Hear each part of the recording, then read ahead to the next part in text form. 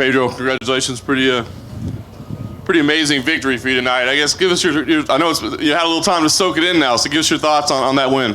Oh man, it was great. That was exactly the fight that I was, visualized, that fight I was thinking.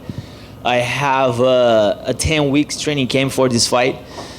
Some of my coaches, an American top team, he was, watching a lot of his fights because I don't like to watch my opponents fight. I like to go there and do my thing. So that's kind of like my coach's job to do, go watch all the fight previews and see what we're going to do to get the victory. They know like I kind of like to brawl, but also they were like, make sure I was being smart, especially at the beginning of the fight, hurry him with the kicks, starting because we know that he's very emotional, he's starting to get kicks and punch, things like that, and then he goes to kill.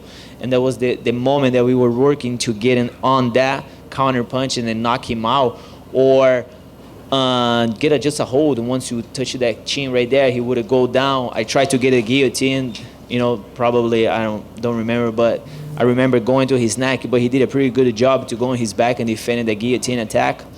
But later on the fight, we were able to connect the chin again and get the victory. It's interesting because it looked like you were fighting a game plan, but at the very end, it looked like you threw game plan out the window and just said, "To hell, let's go with it." Did you really envision it playing out like that? Because that final series was insane. That's kind of my style. It's kind of hard to not do it what I love to do, And that's one thing that a quote that I take with me, like we live by the sword, we die by the sword. And it's exactly what happened tonight. I knew in that exactly moment that I could it could go any way, could go either way, but I'm very grateful that, we got the victory tonight. And lastly, you've been chasing a title shot for a while. It's kind of cluttered up at the top of the division. Have you had any conversations with Dana or the matchmakers or anybody? What do you think should happen, or have they been giving you any indication of what will happen after this? So tonight it was, that was a great moment for my life. One of the best finishes that I had, and especially finishing the former champ. I haven't thinking about what's gonna be next. I haven't talked with Sean. I haven't talked with Dana anything about yet. But I'm gonna right now in this exact moment, I'm gonna just enjoy the victory. And probably later on thinking what's going to be my next step. Pedro, congratulations. When you were in that final sequence throwing, did he ever hurt you? He hit you with a couple of shots. Did he ever buzz you at all? No, he didn't. A lot of people was telling me that I was kind of falling or things like that. I think we kind of just bumped to each other, and I kind of lost my balance because I don't remember getting caught or any punch, things like that. As you can see, my face, looks pretty clean. I got some cuts in my head. I don't know if it was through the elbow or through the headbutt or something. But no, I was seeing everything's coming. I saw his punch coming. He shows when he's gonna throw the punch. He's a heavy puncher for sure. But I was able to block, and some of the punches that I ate it. Like I said before, I take one punch to give another one back. When you see him throw those wide shots, do your eyes kind of go, okay, now because you have an opening when he's throwing those from outside? That's the kind of game that I enjoy doing that. I know it's not healthy, but I never got dropped, not even in training. And I say some of the interviews before, and I never got dropped in trainings in a fight. And that's the kind of style that I do. I have been training with for the last year, good boxers, and I still stay there in the pocket and bang with them. I'm young, I'm healthy, and I never got dropped in a fight, in a training, so I'm gonna keep doing that, until one day it doesn't work anymore. Pedro over here in front. Did anything you guys saw in the game plan make you think you could rope him into a brawl like that and get him, swinging wildly? Yeah, for sure. We saw a lot of, especially my coaches saw a lot of his fights, and they see that he gets very emotional when he get punched or he's, see that the fight is not going his way. And, we were able to capitalize that and work on that hole that we saw in his game. It's not even a hole. It was kind of I prefer a fighter that comes to a fight that the one's going to just outbox and run. So I kind of enjoy that kind of fight. So we're able to give the crown a good fight, and other than that, that's the kind of fight that I like to do. If I'm gonna lose, I want to lose like fighting like that. I don't want to just chase someone all over the octagon. When that started, did you recognize it in the fight and said, okay, this is actually where I want the fight to go. This is where I want it to lead. Yeah, it was kind of scary because I know I could get knocked out as well. But it's a part of the game, and that's what I like to do. I see there was, one of my coaches, they were telling me to not do that, but I have to follow my intuition as well, and that's what I like to do. And, and I'm very grateful for that victory tonight. And then just last thing for me, you were very aware this week that his team kind of picked you out as the opponent in this fight. Is this kind of gratifying to get the victory in that sense? Yeah, without a doubt. That's the expression that we say in Brazil, that when things like that happen, we say, oh, you pour water in someone's beer. And basically what we did, the whole crowd was, rooting for him. I get it. I had some of my crews right here, but 85, let's say 95% of the crowd was going, cheering for him. I understand. But yeah, that was a sweet victory, even though that, I was a big time underdog and coming with the victory, first round knockout against a former champ. Hey, Pedro, just one quick follow-up. I think when the first time he went down, it looked like maybe he was trying to complain of a headbutt. Do you remember that sequence? Did you guys clash heads at all? Because I didn't see it.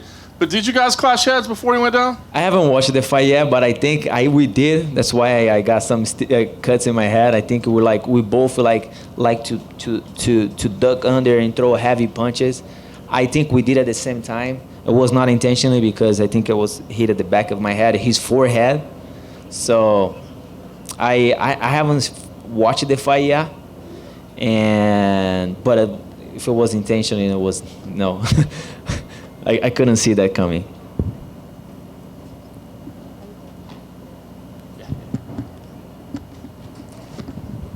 Thank you, guys.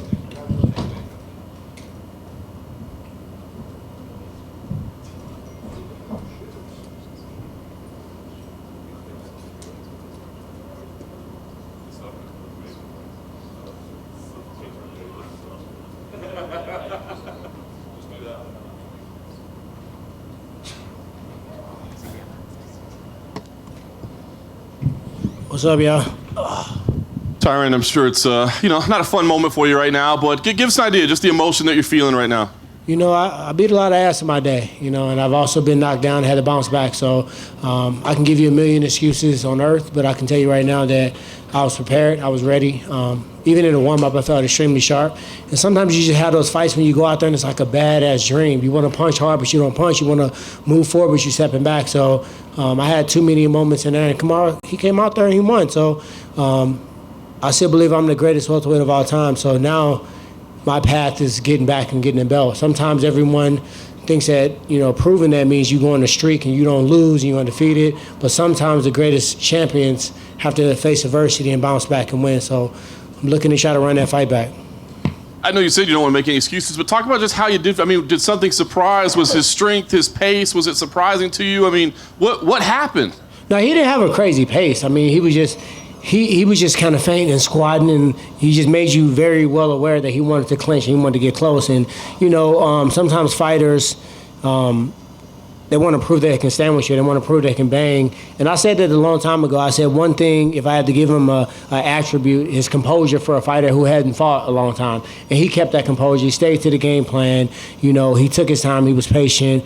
And, it just wasn't a good night for me. So, like I said before, we know what I'm capable of. I just look to rematch that and run that back, man. That was my 5th title defense. I feel like as a champion and what I've done in this organization, that the performance may not have vouched for a rematch, but I think my resume does. Well, that's what I was going to say, man. I'm sure you saw Colby Covington out there with the belt on his shoulder, trying to say that he's next. I tried my best not to look at his ass. I saw him on my peripheral, and I was like, bloop. So yeah, Kobe's doing what he think he has to do to, try to put himself in the limelight. But, tonight we saw Kamaru Usman come out there focused, came out there with a game plan. And, what do I say? Do I make excuses? I've been here before. You guys see me. I got knocked out by Nate Marquardt, and what did I do? I came back running. I came back gunning, and, this is my path. Like, I don't like the path. I was in the locker room confused as hell. How could this happen? I was so ready, so prepared. But, my path has never been easy. So it's just showing me that God wants me to come back, bounce back, show you guys the champion that I am, and, dust this off and get that belt back. And last thing for me, Tyron, immediately after the fight, I mean, it looked like you walked over to Usman and just to congratulate him. I'm just curious kind of what message you had for him there. You got to get props, man. You're fighting against somebody that all these promos are saying, I'm one of the greatest welterweights of all time. I knocked a lot of guys out. I beat a lot of wrestlers. I beat every specialist. And I've been in this game for a long time. And, him coming from the Ultimate Fighter show, it was a person that I would have a lot of conversations about who to fight and how to do it and all these different things. So I joked around about that, but technically to a certain standpoint, he wasn't somebody that, he wasn't underneath my wing, but we would conversate. Even up to this fight, we talked in text message, and I said, I'm probably going to whoop Kobe ass first, but after that, me and you were going to fight when I thought I was going to fight Kobe. So I got to give him his respect because, like I said before, I've been on the other side of the stick a lot. I beat a lot of people up, knocked a lot of people out, won some close fights that people may have thought they won. So I just had to make sure he knew that he got my respect and he got his proper respect for winning tonight. Tyron, it looks like Colby's going to get the next shot. If that, in fact, is the case, who do you want to fight, or would you wait till? Yeah, this is a crazy game. I can sit here and say, I get the shot, whatever, but, you never know. People get injured, things happen. Kobe might pull a couple more stunts and kick himself out the title fight. So I'm going to just be prepared. I think, like I said before, as a champion, took out Robbie Lawler, who was, fighter of the year twice, defended his belt 4 times, I feel like a rematch. Kobe's been kind of sitting around and trying to call shots. So, but if that's what the organization wants to do, this is their organization. I'm blessed to be able to fight here, make a living, and prove that I'm the best in the world. So, to be honest, I really don't have a person in the back of my mind. And I wonder, did this performance kind of remind you of when you fought McDonald? Where? Yes, I said that in the locker room. Yeah. It was a Roy McDonald fight. I was equally prepared for that fight, and it was like everything that I was telling myself to do, my body wouldn't do. I told my coach Dean, I was like, I want to apologize to you guys because y'all worked so hard, and I was so ready. I said, but coach, I'm gonna just be real with you. Like tonight, it was just weird. I was just flat, and I don't even really know why, but. When you're on this stage, you can't have a bad night. You can have a bad sparring day. It's times like, I've been open about this. I don't win every sparring day. And if I do, I'm training with the wrong people. It was times I lost a sparring day, and I said, Coach, we got to run that back tomorrow, and we do it again. But you can't have a bad night in the octagon, and tonight I had one. Tyron, we had a press conference across the street a few weeks ago, and you were asked if you felt that you were maybe spreading yourself too thin with all your commitments in show business, because you have been very, very busy, and I know that stuff takes a lot of energy and focus to do it. You've been very active in show business, so in retrospect now, do you think maybe that you have spread yourself a bit too thin? A lot of these things, like the music, I got an album dropping. Actually, it's already dropped. I can go grab that. Chaos Theory by the Archangels. That's been a year. So I didn't just record that whole album during training camp. The album was done, and when I was in Hawaii, we put the final touches on it. Movies take a whole year to come out. TV shows take 6 to 8 weeks. So when I get in training camp, I get in training camp. Yeah, but it is something that I'll look back and be like, you know what? I got a lot of energy, focus on making sure everything's going, to where it's supposed to go, P's and Q's, all these different celebrations or whatever. And, as I was doing it, I was like, no, I'm training my ass off. And if I train 4 to 6 hours a day, the rest of the hours a day, I can do whatever the hell I want to. I don't have to sit down and watch Netflix. I can go to the recording studio. I can read a book, or I can work on different businesses. So to answer your question, I don't believe it did, but I'll sit back with the team and we'll reevaluate some of that stuff. There was a moment during the fight when y'all were in a clinch exchange, and Usman hit you with several right hands to the body. They weren't, real hard. He wasn't winding them up, but there was a lot of them. Did that affect you? No, the right hands didn't affect me, but he did elbow me one time. I was like, fuck that, because I done been elbowed up a couple times against Nate, so that got my attention quickly. But he was just smart tactically. When you in the clinch, the referee told us he's going to give us a couple warnings before he break her. So he was throwing those punches to maintain position. It makes sense to lean on me if you really think about it from his standpoint. Does it make sense to just stand out in the open and just trade? Probably not. Maybe he can hold his own, but in the larger scheme of a game plan, it makes sense to push me against the cage, try to get me to the ground, try to control position, and stay close to me as possible, and get me thinking about your wrestling attack. So I don't think he was even throwing them to try to hurt. Body punches and knees. If you can't take a punch to the body, you need to get out of UFC. And lastly, did you sustain any injuries in there? Anything serious or? No, just a big ass lip and my eye a little sore. But outside of that, I'm healthy. And that's it sucks to take that away. But if you think about 3 of my last 4 fights, I had injuries that require surgery. So though this sucks and I feel like crap, watching somebody walk around with a belt that I feel like is mine, I didn't sustain any injury that I think is going to cause surgery. So now I can, get back on the grind and get ready to fight again. Thank you. Tyron, you said you didn't feel quite right in the fight, that things just weren't going the way that you thought they were going to go. When did you recognize that? And were you talking in the corner about making any particular adjustments? Yeah, and I don't want to say that like I didn't feel right to make it seem like Usman didn't come out there and deliver. He came out and delivered. That's flat out, and I just personally know, and you guys personally know what I'm capable of, and it was an uncharacteristic fight of me, so I kind of knew early on. And, sometimes when I start a fight, if I come out blazing, I come out with combinations, I kind of get in that rhythm, I stay in that rhythm. This time it was just something real weird. It was like, he was dropping down and squatting all low, and it's almost like I was hypnotized. Like, I know you're about to shoot. I'm trying to time when you do it so I can try to hit you with this uppercut. And then, I think I just got to the point where I was just kind of waiting on him to shoot. And then in fighting, you wait too long, you might get the shot, but you might get some right hands, you might get a kick, you might get something else. And then I just really never got in a rhythm. And in a fight, especially one of this caliber, you want to kind of set the precedence early.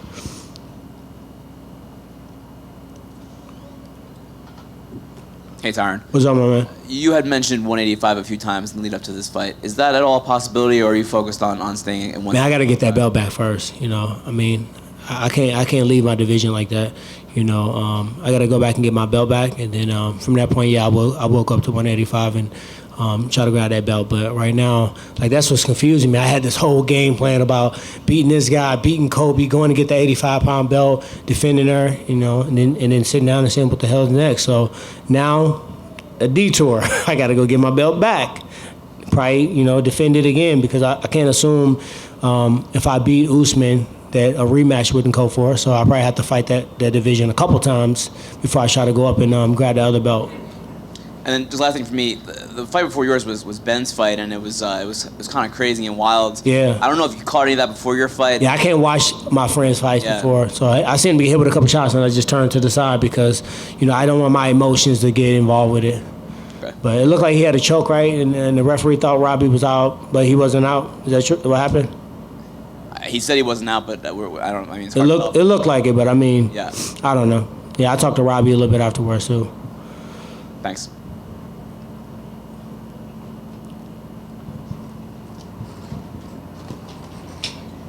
Hey, good. All right, appreciate you.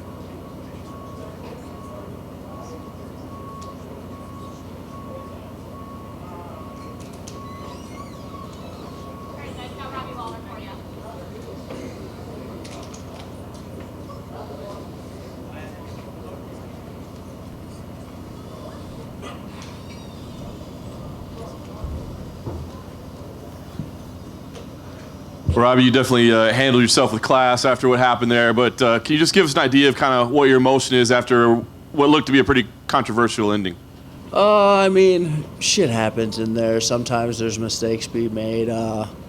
Herb checked on me, and when he checked on me, I gave him the thumbs up, and he came in there. I couldn't hear him talking because of how the choke was on. My head was on his body on this side, and his arm was over here, so I couldn't hear him talking. And I'm not going to just dangle a hand there, so I just put it down, and then when he checked, I gave him the thumbs up and looked right at him. I was like, hey, man, fuck, I'm good. I mean, it happens. I mean, he's a hell of a ref. He just made a mistake. Any talk to the commission or to him or, ask, I think replay could have been a possibility here about why maybe more steps weren't taken? Yeah, I don't make excuses. I just kind of roll with the punches and try to be positive about the situation. I mean, I'd like to run it back. I mean, it is what it is, but I just don't like making excuses even if shit doesn't if stuff like that happens, whatever. Before that madness, you almost ended the fight yourself. I mean, give us an idea. Did you think it could have or maybe should have been stopped when you were wailing on him? I mean, it was. I got to go back and watch it, but I guess I slammed him pretty hard and hit him with some big shots that I felt like he was hurt pretty bad. He battled back. It was good, but whatever. Last thing for me, I think we'd all be down for a rematch, but will you appeal? I mean, that's not making excuses. Would you at least see if by chance they might look at it? Is that not a Robbie Lawler thing? It's not really my thing, but I have handlers who will kind of do that kind of shit for me. So I just, stuff happens in life. People make mistakes, and I'm not one to whine about shit.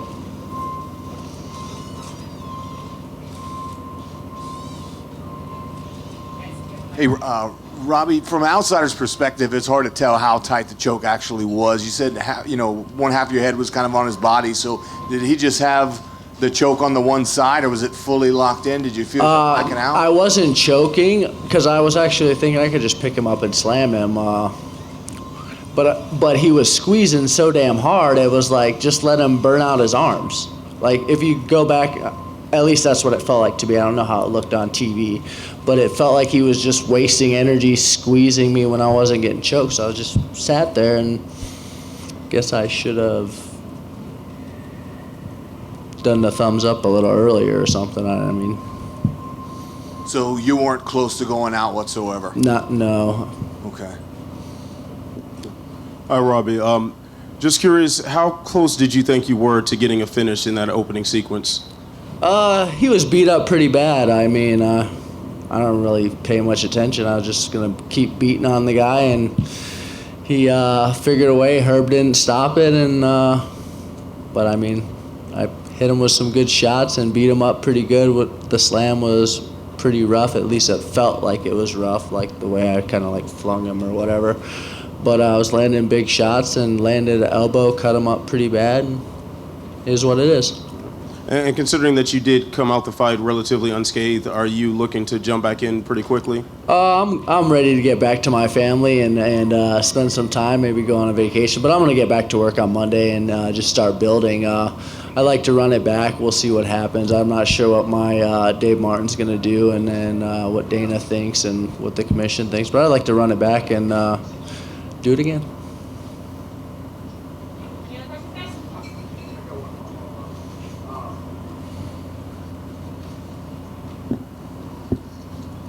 One of the biggest questions that people had going into this was, would you be able to defend Askren's wrestling? And it looked like you did it with relative ease. Did you even surprise yourself? We know you're a good wrestler and you have good takedown defense, but it just looked like you handled that very well. I have really good training partners. Kami Barzini's been working on my wrestling ever since I came down to Florida. Greg Jones has been sharpening my skills, and obviously Logan Storley, one of my main training partners, has been working out with me. I can wrestle, and the more I do it, the better I get, and I'm stronger than hell right now, really strong, so that helps in all those positions. And my strength and conditioning coach, Mike Barros, did a great job of getting my hips strong and my core strong, so I'm able to defend takedowns and do stuff a little easier.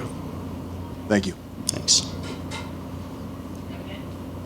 Thanks, Robbie. Thank you.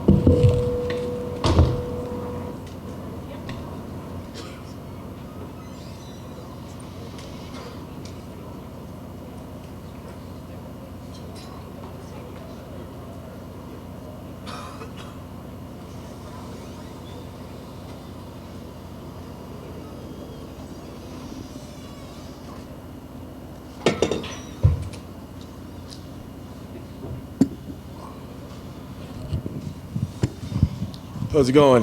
Anthony, long journey to get here. I know you didn't get the result you wanted, but still, main event, big time title shot against, perhaps the greatest of all time. You go the 5 full rounds. What's the emotion like for you right now? Just really disappointed.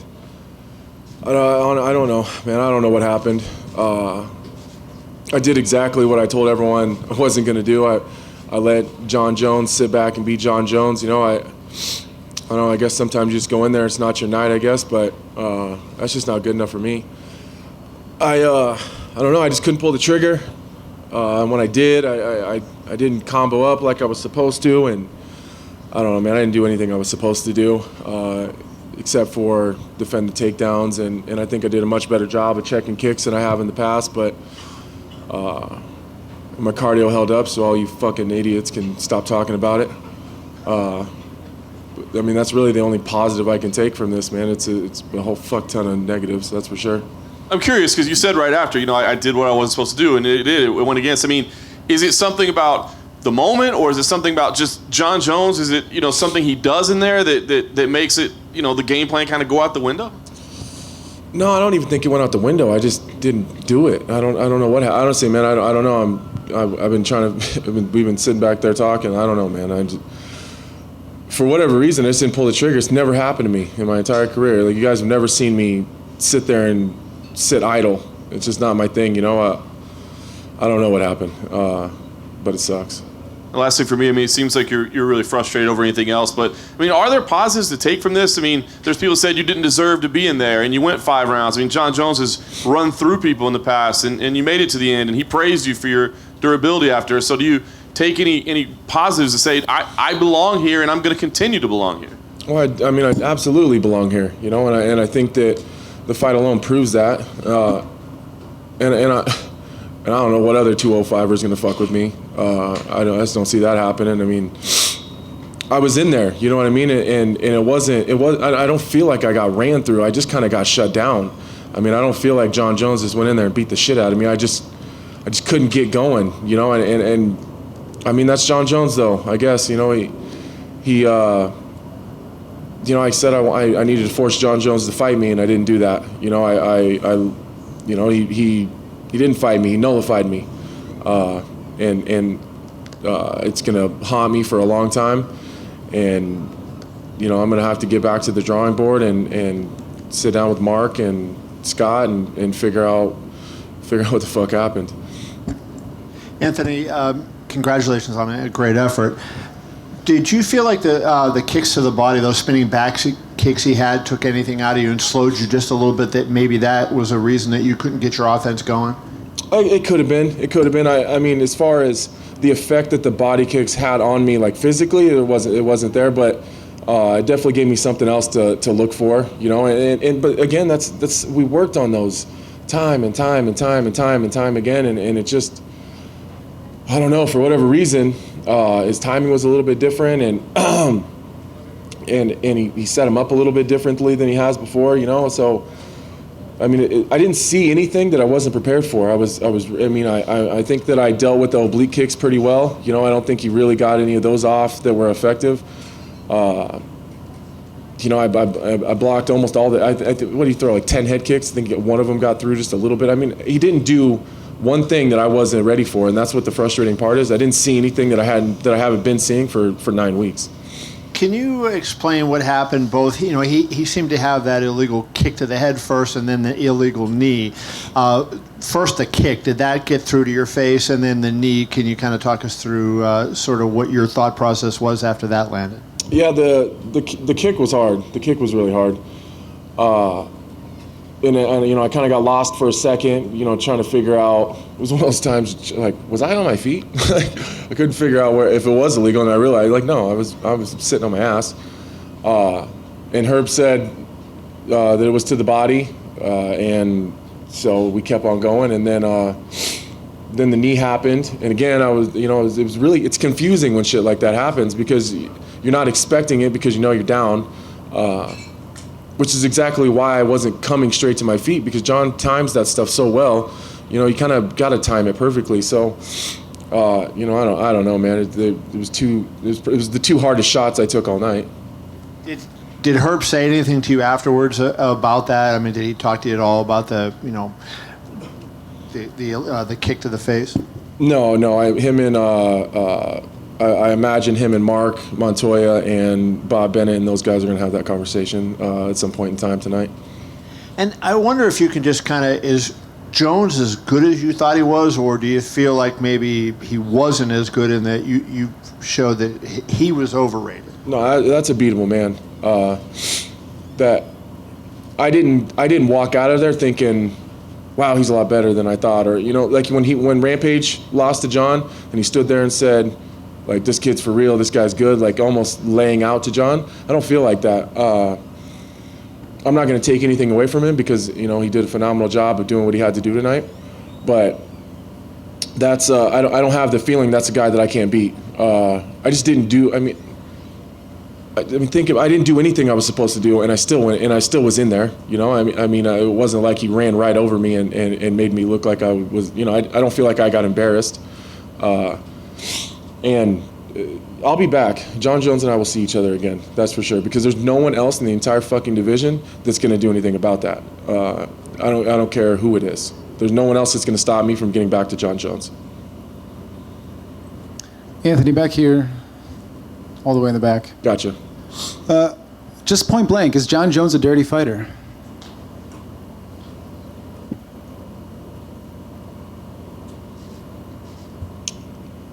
I don't know. Are you talking about the kick and the knee and all the other bullshit? Even prior to your fight, I think that there's some idea as well. As far as the PED stuff, man, I mean, it'd be real easy for me to sit here and blame it on that, man. As far as that goes, no, I don't think he is right now. I'm not saying that he's not. He hasn't ever been. I'm not. Again, I'm not going to give John a pass. I think he has used PEDs in the past, but I think that right now he's a clean fighter. Until I see the knees and the kick, or the knee and the kick from the outside, I don't know what he was seeing, so I can't answer that question either. And you've been in there with former champions, you've been in there with hard hitters. What's the biggest difference in the level between a guy like John Jones and those other fighters at 205 that you fought?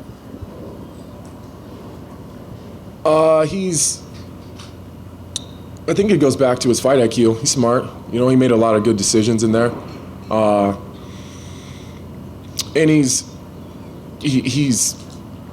I hate to just say it, he's long. He's hard to get to. He was harder to get to than I expected. But he was smart, man. He made a lot of good decisions, and he went back to the well on the things that worked, but not too many times to where you could start to time it or expect it or get a read on it. He's smart. He did a good job of playing his game. Anthony, right here. It sounds like you're processing this more as a loss, as perhaps some things that you weren't able to do and not so much of what John was able to do to you. And if that's the case, what was the missing link for you tonight? I'm processing it like that because that's how it happened. Again, John didn't do anything that I wasn't expecting him to do. He did every single thing I expected him to do. I just didn't do what I was supposed to do in response. And what was the second part of your question? Sorry. That was it. You just answered it. I said, what was the missing link then? Yeah, that's it. I didn't do. We had an answer for the oblique kicks. We had an answer for the head kicks. We had an answer for the front kicks down the middle. We had an answer for all the stuff on the cage, the elbow fighting. And I almost had to goad him into the elbow fight. He didn't want to. I had to let him do that to try to land my own elbows. And obviously that didn't work out that well, but. He did everything, and the only part of it that I really was able to nullify was the wrestling part of it. I just don't know why. I didn't do any of it.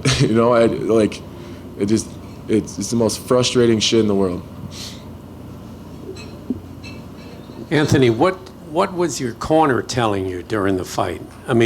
They saw what you were doing or what you weren't doing. Did they try to get you on track? Yeah. That's one of the most. That's why I feel so terrible. Is they're just frustrated too because we worked so goddamn hard on this and trained so hard and so many people sacrificed and man, just that I had to be offensive and I had to go. You gotta go. You gotta fight him. You can. You have to go. And I don't know what happened, man. I don't know.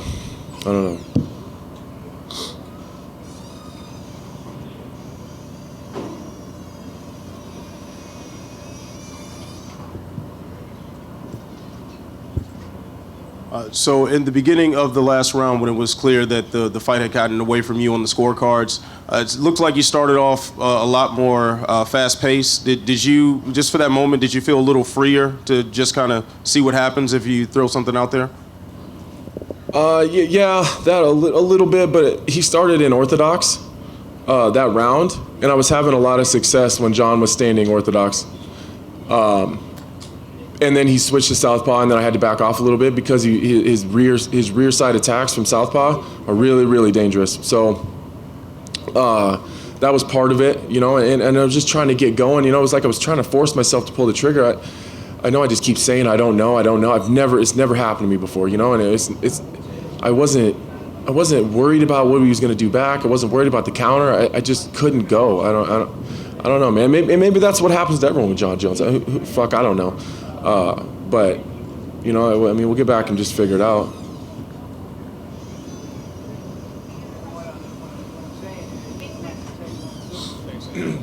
Thanks, guys.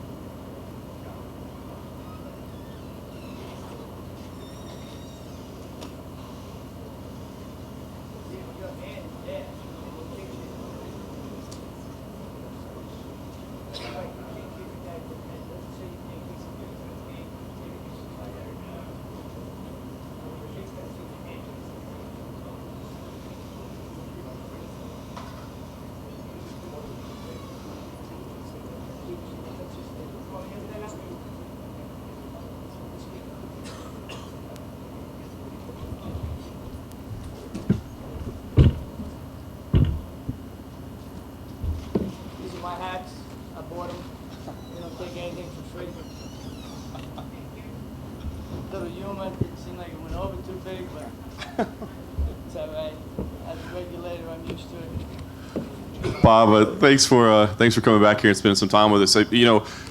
Big controversy from the outside looking in on the Askren Lawler stoppage. Curious, kind of what you saw there, what decision was made, and how you guys walked through that.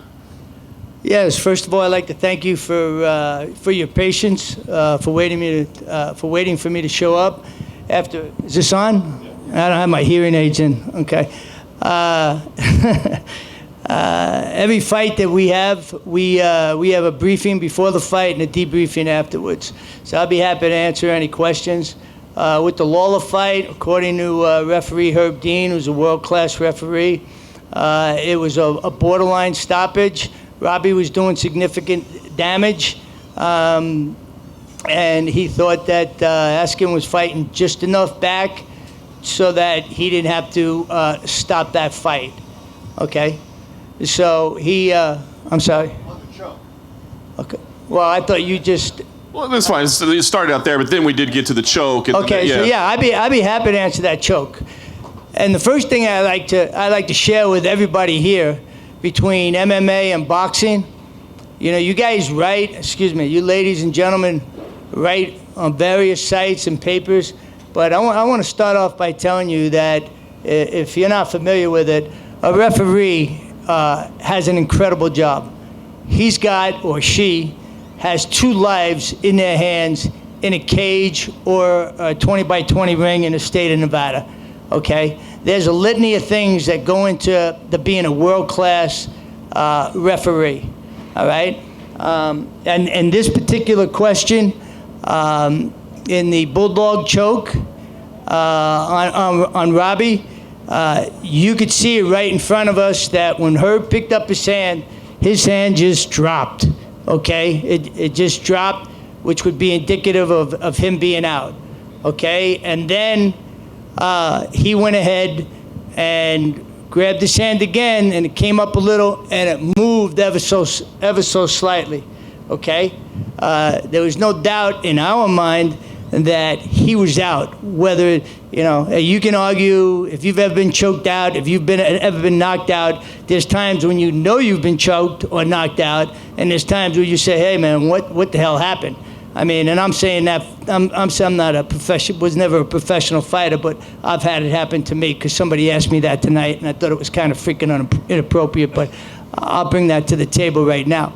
So, with the Nevada State Athletic Commission, our number one priority is the health and safety of the fighter. In our pre-brief fights, I specifically instruct the referees to make sure we stop the fight one punch or one kick sooner than later. Okay? In the interest of the health and safety of the fighter, Robbie's a phenomenal warrior. He's been in the business for quite some time. He was clearly out. If you were sitting where we were, which you were on the opposite side of where we were, and anybody that follows boxing knows that sometimes that can be critical in making a decision. And Herb decided to pull the plug and say he was, he was submitted. Now, the Robbie, you may say, well, Robbie jumped right up and said, I won't repeat what he said, hey, what the fuck, man, I was good, or words to that effect. And then he and Herb had a conversation. And then kudos to Robbie because he was the consummate professional and talked with Herb afterwards, came to whatever understanding they did, and congratulated the opponent. And that was the end of the fight. And I can tell you right now, as the executive director and on behalf of the commission, none of us had a problem with that. Bob, I guess the only other question I had in terms of that is that a situation where instant replay could have been used, or did you go to the replay at all? I mean, is that something where, because as you said, we were on the other side and couldn't really see, could video evidence have helped a little bit to make sure the situation was right? That's excuse me, that's a great question. In that particular instance, no, we didn't need instant replay. Herb didn't ask for it, nor did I think we needed it because it was like right in front of me. And when you take a look at his arm, it was it was like a no-brainer from where we sat. Now, I'm not a ringside physician. I don't have any medical background. Could he have come back shortly after and oxygen got back to the brain? He was out, and then all of a sudden it came back? Sure. But when you see that arm just drop, hey, man, it's just not worth it. It's not worth it for us, for the fighter. And instead of saying we're customer service oriented, we're fighter service oriented. And, our actions speak for our words. We obviously wish Robbie continued success. And, it was an unfortunate situation because he was tuning up Ben pretty well. Well, in my opinion, pretty well. Right, he got lucky. Well, we'll see. You ask for bigger and better opponents, I'm sure they'll get it, and we wish you continued success too. And I take nothing away from you now that you're sitting over there. I better be careful. No.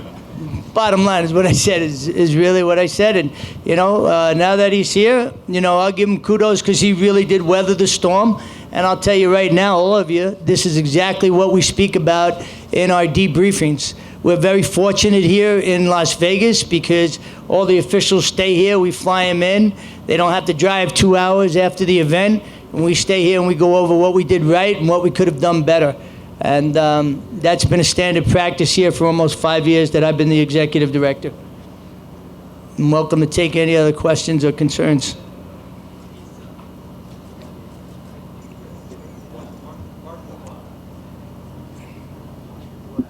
Hey, Bob.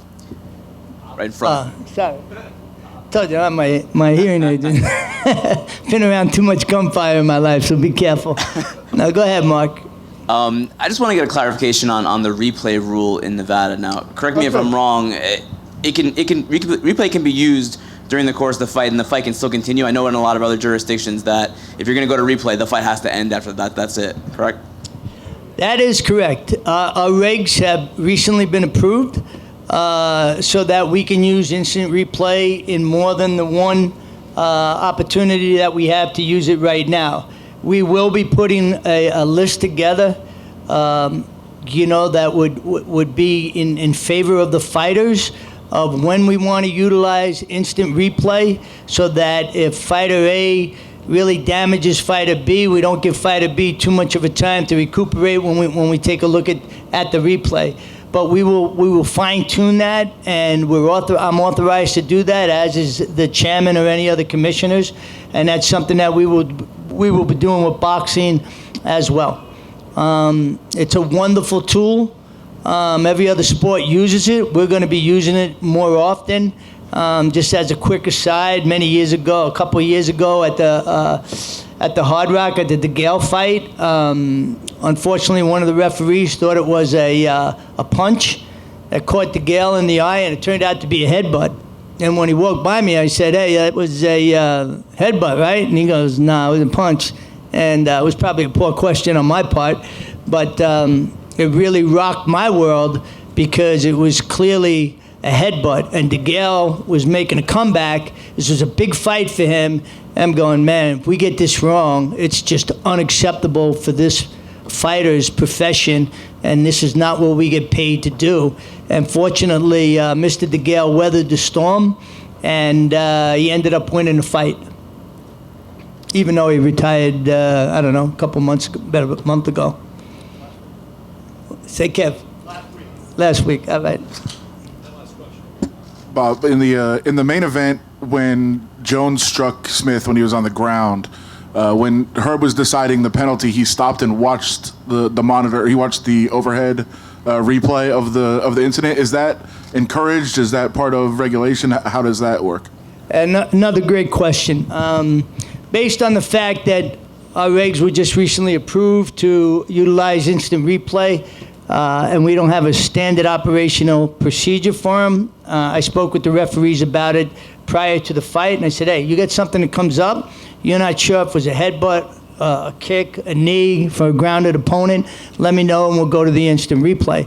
So in that particular case, I had already been speaking to the people in the truck so that we could make sure we got it right back, and got the information I requested right away for the referee, and that's why it was implemented tonight. It might have been somewhat awkward, but when all is said and done, as far as we're concerned, it's in the best interest of the fighter, and that's why we're here.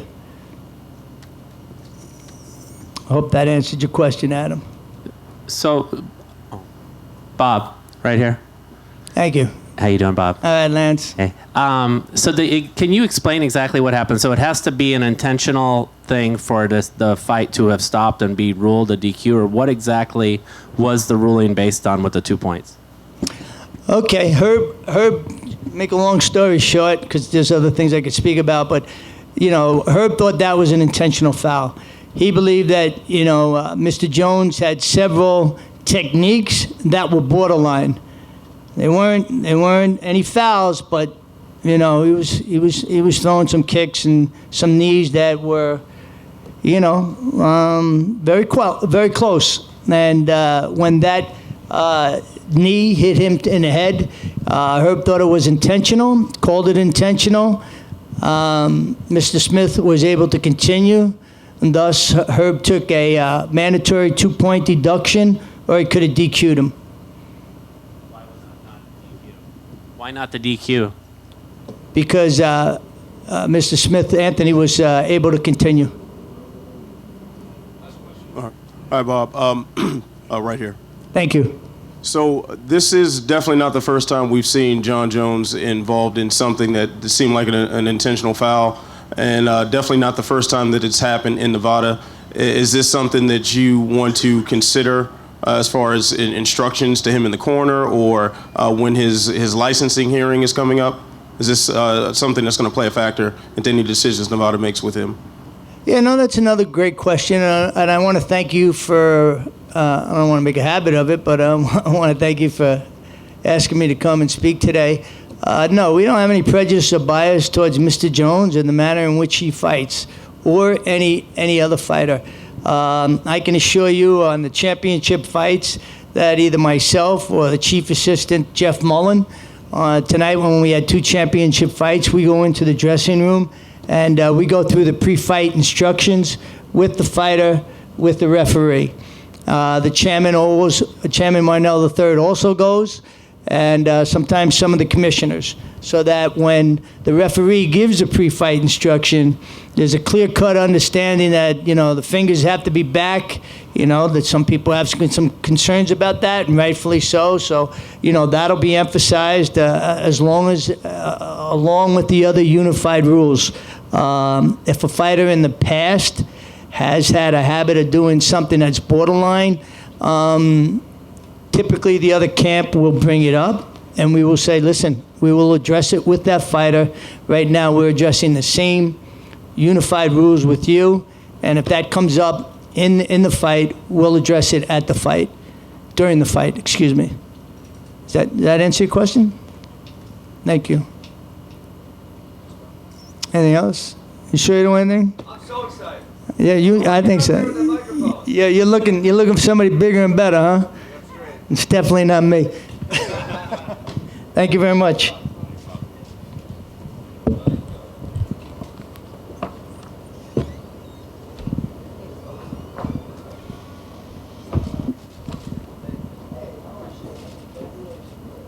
Who's first? Me? All right, let's have some fucking fun. Go. It's been a wild night. We probably shouldn't expect anything less from you, but obviously it's not your job to call the end of the fight. So I mean, with the way things played out, how are you feeling right now? Satisfied? Unsatisfied? Yeah, I feel great. I went and did my job, and I watched the video. I saw the arm go limp. I know he said he was trying to relax himself, but I don't know any conscious person who just goes, I mean, right, this doesn't happen. So, but that's not my job. And to what Mr. Bennett said, they tell you in the pre-fight room, if I'm saying protect yourself, protect yourself, protect yourself, you have to give me something. And, he said he couldn't hear me, but there's definitely nothing, my arm's here, so there's definitely nothing over that one ear. You definitely took some damage early on. Absolutely. I mean, give us an idea of how you felt in there. Were you concerned that the fight might be stopped the other way? Yeah, I really wasn't even thinking about that. You know what? Actually, my initial entry was pretty beautiful. I had single leg to a drag, kind of almost took his back, and then where it went all wrong was he got his arm out the side, and he's really freaking strong, and he went up and down really fast. I wasn't able to reposition myself before the fall, so I fell on my head. And not only did I fall on my head, then he had my wrist trapped. So then he was unloading punches because my wrist was trapped. I couldn't get out to defend myself. And it took me a few minutes to get that squared away. And once I got it squared away, I think I didn't watch this part of it, but I believe I got in some type of half guard, popped up, putting me against the cage, eventually got a takedown and then the choke. He came in a little earlier and handled himself with class, but did say he'd really like to run it back. Considering the way it ended, would you be open to a rematch? Not really. I mean, I didn't really want to fight him in the first place. I like Robbie Lawler a lot. What's the point? Right now, I got a plane ticket to London. I heard they gave Colby Marty, which that's kind of annoying. Nobody likes Colby. Just get him out of here, please. I thought he was getting traded or something. So I'm going to go to London. Till versus Masvidal, that's like 3 versus 6, 3 versus 7. I think the winner of that's probably going to be top 3. And that's who I'd like to fight. Right here, Ben. Yeah. You tweeted some comments a couple hours ago, about 2 hours ago. Yeah. Can you clarify what you meant by that? Absolutely. Man, if I would have fought like that, the arena would have booed me out of the place. I mean, how many times did they get broken up because of lack of action? And obviously, on Tyron's end, as a competitor, Tyron needs to let his hands go and get it going. But as far as Marty's concerned, he was just pushing him into the cage when he was on top. Wasn't really doing much. And that's like something I've got criticized excessively for in my career, and I've never held anyone against cage for a while. So, I didn't really like that. Ben, obviously, I understand there's some bias involved. Right, exactly. Yeah. That's what I'm getting at. I know that's kind of your MO to, get under people's skin, but I mean, you really believe that? A lot of people think that was an exceptional performance by Usman. I don't know, really? That's not what I felt when I was watching it. I felt that Tyron didn't let his offense go. That was what I felt when I was watching it. I mean, really, Kamaru, Marty, whatever his damn name is, he pushed him against the cage. When he got the takedowns, it's not like he progressed anywhere. There was the one segment in the 4th round when they really both kind of let it go for about 30 seconds. And, besides that, how many breakages? You tell me how many breakages were there due to lack of action?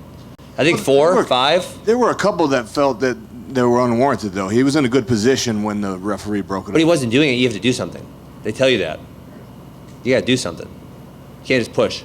We just spoke to Robbie a few moments ago, Yeah. and he said that he wasn't anywhere close to passing out or tapping out. You're the one that had your arm around his neck, though. Yeah. How tight was that? Do you feel he would have been able to get out of that position? I mean, he wasn't getting out. It was just, could I squeeze him out before the end of the round or not? You know, I mean, I wasn't letting go of that, and I got a pretty tight squeeze. Thanks. Yep. Ben, after everything that was going on, how does this win rank among all your wins you've had, given how long it took you to get here and all the shit that was talked over the years? It feels good. Feels really good. But yeah, I keep saying this. Every fighter's only as good as their last performance, right? You have a great performance, everyone thinks you're the champ. You look like shit, everyone tells you suck. And that's, you know, so it's about stringing a lot of good ones together. You know, the quality, I guess, that I don't like to showcase in this sport, but I had to tonight, was just toughness. Right? A lot of people, when they get slammed and punched hard by Robbie Lawler, they say, I'm fucking out of here. Or they'll roll over, they'll give up their back, and they'll get choked out. But that just wasn't going down like that. I was going to keep fighting and fighting and fighting until I got what I wanted. So, you know, I think I showcased some toughness. I faced some adversity, and I haven't really faced a lot of that in my career. I've been so much better than people that I haven't needed to show that quality, which, you know, I'd probably prefer it to be that way. But if I got to show some toughness once in a while, that's probably a good thing. Does it take away from it? You know, it's a good night for you, and you got a lot of, you know, great coverage this week, and then you have your friend lose the title. I mean, does that take away from your own personal stuff? Yeah, that was sad. You know what? I was really disappointed with the UFC staff. I thought I had it cleared on Tuesday that as soon as I got done with my fight that I would go out to the cage. They said no problem. And then I tried going out there, and they stopped me. They wouldn't even let me go in the arena, and I was really disappointed by that. I mean, if you don't want to let me in the corner, fine, but find an effing seat for me somewhere a couple rows back where I can watch one of my best friends perform. I was really disappointed by that fact because I thought the issue was handled ahead of time, and I didn't foresee that becoming an issue. So I rushed back, I skipped stitches so I could go out there with them, and then they stopped me, and I really didn't like that. Who was it that stopped you? Because I just had seen somebody in the back tweeted, the commission stopped you, not UFC staff. Well, it was probably the UFC. It was Dean, which, you know, I really like the guy. He does a great job. But I specifically talked to him about that issue. I said, I'm fighting right next to Tyron. I'm going to get done. I'm going to hustle back. I'm going to be in his corner. And he said, hey, that's not an issue. You'll have time. They're walking from different corners. Bam, bam, bam. Okay, cool. You know, I didn't. They say good. I don't think about it. You know, I didn't think about it again. I got other stuff to think about. And so then when I hustle back, I skip stitches to be in his corner, and they're like, nah, you're out. And then on top of that, they're not even like, okay, you can't be in his corner, but let's find you somewhere to watch it a couple rows away. You know, I was just kind of disappointed by the whole process. And, you know, I understand there's rules and stuff here, but I thought I did my due diligence in taking care of that. And my last question, had you been in his corner, would you have been saying anything through, you know, would you have been able to give advice to him? Yeah. Would you have been able to make any kind of tangible impact other than just being there for moral support? You never know. I mean, you're right. I coach a lot of kids, right? My brother and I run 3 wrestling academies, and you just never know. Sometimes it's not always me, what someone's going to say that's going to make something click. And, you know, the one thing that Tyron's main weakness, which it showed tonight, is his need for perfection, right? He kept looking for that perfect punch, and Marty just kept pressing forward, and the perfect punch didn't come. But at some point, you just got to let it go. And so I know if I'm in the corner, that's what I'm going to say. I'm tired. Just let your hands go. Punch him in the face. You know, it's not that hard. Hit him. And that's what I would have been saying to him over and over and over again. You know, would that made a difference? I'm not sure, but I would have liked to have had that opportunity. And, you know, like I said, I felt like I did my due diligence earlier in the week to take care of it. And I guess next time I'll be more prepared. Hey, Ben, over here. Yeah, what's up? Dana said backstage just now that he wants the rematch with Robbie right away. Yeah. Any reaction to that? I pass. Yeah. I mean, if that's the only thing they offer, is that? I guess we'll have that discussion. Yeah, like I said, I like to fight the winner of Till Masvidal. I think that makes a whole lot of sense as far as the division is concerned. And, you know, like I said, I didn't really want to fight Robbie in the first place. I didn't like that matchup. And so I told them yes the first time without a hesitation. First time they proposed it, I said, okay, let's go. Did that.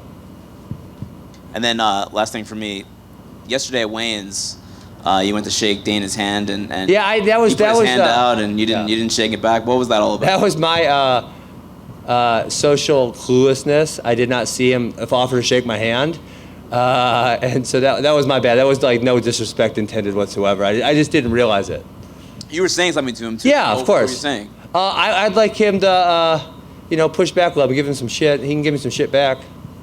Well, now maybe you have that opportunity with this possible rematch. Well, I was hoping, whatever. Thanks, Ben. Yep. Hi, Ben. At the end of the fight, you shouted to Dana, "Is that the best that you got?" And then you That's kind funny, of, right? You're a funny guy. We know you're a funny guy. And you had the thing at the weigh-in, and then again tonight. Are you just gonna send him an edible arrangement? Can you guys just make up and move on? Yeah, I've offered to sit down with him multiple times. He seems to have no interest in that. I don't know what his hesitation is. If I'm gonna be one of the top fighters in the division, to sit down and take 30 minutes out of your day to talk to me, that wouldn't be such a big deal in my opinion. I've reached out multiple times to him to sit down and talk for 20 minutes. He has no interest in talking to me. I honestly, to this day, I don't know what his problem was in 2013. I don't know what his problem is now. If any one of you guys can get him to sit down and talk to me for 20 minutes, I'd love to have that. But, I haven't had that opportunity.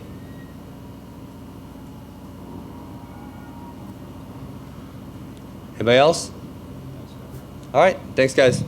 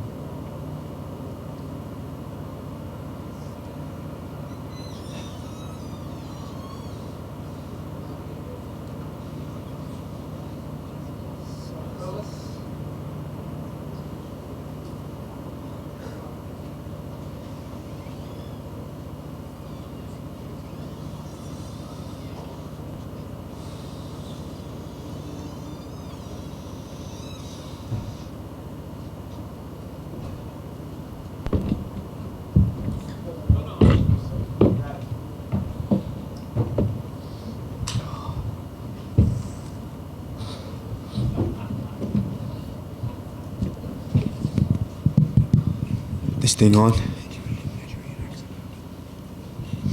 Kamaru. Man. First thing I want to say, Salam alaikum, alhamdulillah. I want to thank everybody for coming out. I want to thank everybody for the show all week. Everything that you guys put together, especially you media, you know, whether good. We don't do on telese, we go do on telese, we know the Eva Karelas, and we don't do on today. Make everybody stand up. Ninja, we don't day. First question. Kamaru, couldn't help but notice you came and limped to the chair. So give us an idea of what's going on, what your status is. Man,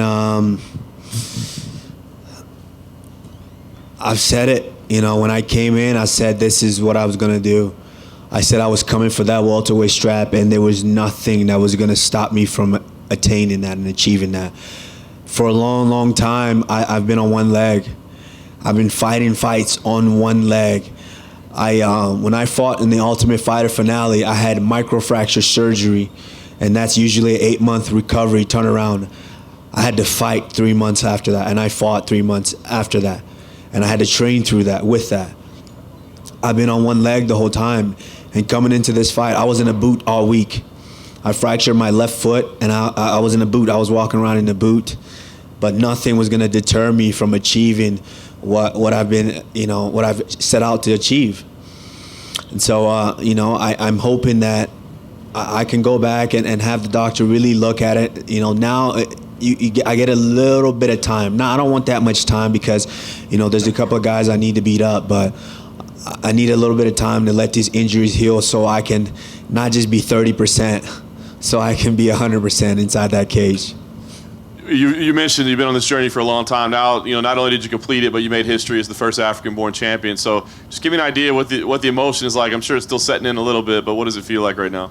Yeah, it's you know, I always envisioned that and knew, hearing them saying and Dana wrapping that belt around me, and just knowing all the things that I was fighting for, not just for me and my family, and not just for the continent of Africa, but for everyone all across the world that come from humble beginnings, that don't know when their next meal is going to come from, don't know if they're going to get clean water the next day.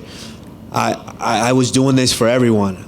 I was doing this to motivate, to inspire them that, you know, just because they're in the current situation, that's not always going to determine where their life is going to be later on. So, you know, this was for everybody.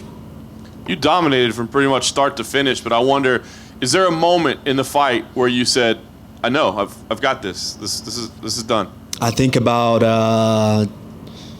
I heard 30, actually no, maybe about, I heard 30 seconds, and then I was thinking, okay, I need the clap. I need to hear that clap. In the 5th round, once I heard that 10-second clap, I said, okay, I think I just became a world champion. You know, nothing but respect for Tyron. I respect that man. I remember when he won the title, I was at his after party, and me and Rashad brought me in, and I got a chance to sit up there next to him, and we sat down. He was just chilling, and I sat next to him, and I whispered in his ear, and I asked him, and I said, hey, how do you feel now that you're champion? What's the difference? And he told me, he said, you know, nothing really. You know, I still feel the same. And at that moment, I said, you know what? I think I can do this. I can do it. I mean, Rashad has been pouring into me the whole time, telling me that I will be able to do this. And, you know, you say it. I said that, you know what, I'm coming for that welterweight strap, but I didn't know exactly how I was going to do it. You know, I'm a math guy. Okay, that's the answer. This is the formula. Now we got to work out the problems in order to be able to get there. And, you know, tonight was my night. Last thing for me, I know you want to heal up first. It takes some time to address that, but I'm sure you saw Colby Covington cage side. I mean, is that the right fight for you? Can I curse up rematch. here? What's that? Can I curse up here? Of course you can. I want to fuck that guy up so bad. I can't be in a room with that guy. I can't be in a room with him. It's like, I just can't. And, you know, I can't wait to be healed up and really get to put my hands on him. You know what? That's one I'm going to enjoy, brutalizing him. Kamaru, congratulations. You talk about, wanting to make a difference in people's lives in Africa. Are you going to do anything are you going to visit there? Are you going to do any kind of charitable acts? I know when I talked to you, you said, just watch what I do when I become the champion for those people. So I'm just kind of curious what your plans might entail. We've got some things cooking. I mean, in my village where I'm from, they're still not running water everywhere. People are still struggling to get clean water. So we're going to put something together. I have an excellent team, a great manager, and we're going to put something together. We're going to start an amazing foundation, and we're really going to change lives. So when you said you came from a village with no clean water, did you have running water when you were a kid there? We didn't have running water. Water we get from wells. And there was a stint where I lived with my grandma. We had to walk miles to get water, bring it over to the house, and you had to boil the water because you never know what parasites were in the water. So you had to boil it just in order to be able to cook, to wash your clothes, to shower, and things like that. And a lot of people are still suffering from waterborne, diseases like malaria is very common there. A lot of people are still suffering from those. And so this is just part of the problem. There's so many things that are the problem, but we're going to look to work together and create something to where we can make life better for everyone. And I'm just curious, because I'm guessing that poor people like that, they're not watching the UFC, right? So how do they, I know you, when you were a kid, knew about top fighters, Muhammad Ali or whoever. How do you find out about those people, and how do you become an inspiration to them when maybe they haven't seen you fight before? Like, is it just because you're the first African? Is that why it would be inspirational to them? I mean, not every kid has seen Michael Jackson, but I'm pretty sure they know who Michael Jackson is or of him. And that's what I want to do. I want to create a legacy to where people are going to know about, hey, did you know of the Nigerian Nightmare? Did you guys realize that there was 2 other Nigerian Nightmares in the building tonight? Samuel Peters, WBC heavyweight champion of the world, was in the building tonight. Christian Okoye, Kansas City Chiefs, was in the building tonight. And that was monumental. I never watched a game from him, Christian Okoye. I never actually watched a live fight from Samuel Peters, but I knew these were Nigerian Nightmares that came before me, and it was just amazing. I mean, that's just how it goes. When you leave a legacy and you leave an excellent body of work, it will trickle down and people will find out about it. Did you invite those 2 guys? I mean, was that specifically your invitation that they came? Absolutely. I reached out. I worked with the UFC, obviously excellent team once again back here, and they made it happen. I said that I wanted those guys here. I wanted to pay homage to the guys that inspired me, even though they didn't know they inspired me. Like I said, I never watched their game. I never watched their live fight, but I've watched highlights. Once I found out about these guys, I had to look them up and I had to research them, and I did, and they inspired me. And so I had to have them here and pay homage to these guys. Sam Peter could bang. He was a killer. Oh, yeah, definitely. My last question, if you say you were 30%, what were you limited in doing? Because you took a guy that some people were saying was the greatest welterweight of all time, at least in that conversation. You neutralized his offense almost 100%. So what were you limited in doing? Because it didn't look like you were too limited. Yeah, to this day, people haven't really seen me open up my kicking arsenal. I can kick, everybody. I can kick. I work with one of the best striking coaches in the world, Henry Hooft, and we can kick. And people really haven't seen that. I've been on one leg for years now. So being able to open up and use my kick would make me so much more dangerous. It wouldn't even be fair once I start to use some of the weapons that we work on. But when I get in these fights and I have to go through the ringer to prepare for them, and I know that I'm not 100% going in, winning is the most important thing, and dominating is the most important thing, and that's what we've been doing. Congratulations, Kamaru. Right here. Congratulations. Yesterday, Israel Adesanya was very adamant to make it clear he wanted you to become the first Nigerian-born UFC champion. Have you had a chance to speak with him yet and get his congratulations? Izzy is my boy. Not after the fight, no, not yet, but Izzy's my man. I mean, a rare talent. And I met Izzy before he even got into UFC, when he was fighting over in China Rashad Evans was over there, and he said, "There's another Nigerian here. This is another Nigerian here." And Rashad watched him fight over in China, and Rashad said, "This guy was going to be a problem." And Rashad FaceTimed me with Izzy sitting next to him. And we spoke Pidgin in our native tongue, and we introduced ourselves. And I said, man, that guy was going to be a problem. And lo and behold, the next year, he comes to our gym to help Vitor train for John Jones. That's when I watched him train, and I said, this guy's going to be a killer. And here we are now. And back-to-back months, Nigeria can have 2 champions. Of course, he has a tough fight because Kelvin Gastelum is no slouch. But where have you ever seen that done? You know, coming from humble beginnings like we have, Nigeria, Africa could have 2 back-to-back champions in just months. And not to mention, Francis Ngannou is staring at that heavyweight title right now. So, you know what? I've said it, 2019, we might possibly have 3 West African champions. Kamaru, you've had Rashad with you all week. What's it been like for the roles to be switched between the two of you? Instead of you being in his corner and helping him train, now he's been behind you. Well, I mean, you got to kind of really ask him because I don't know. Rashad is in this transition to where he's transitioning out from being that badass dude that I came into the sport knowing. He's still that badass dude to me.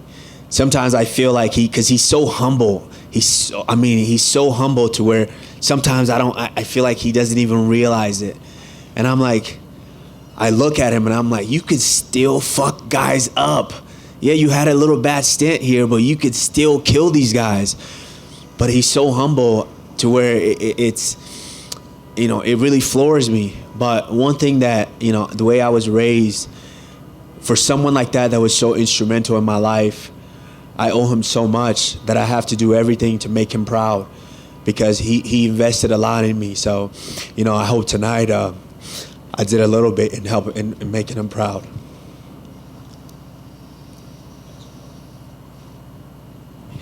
Thank you guys. I appreciate it. All the good, the bad, everything you guys write, I appreciate it. Thank you so much.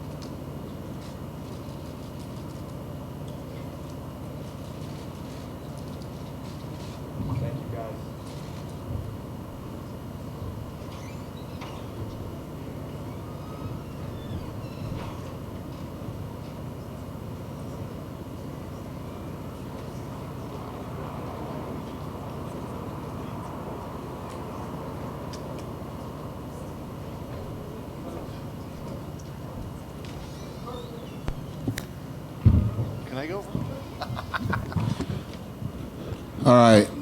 The attendance was 14,790. The gate was 4.035 million.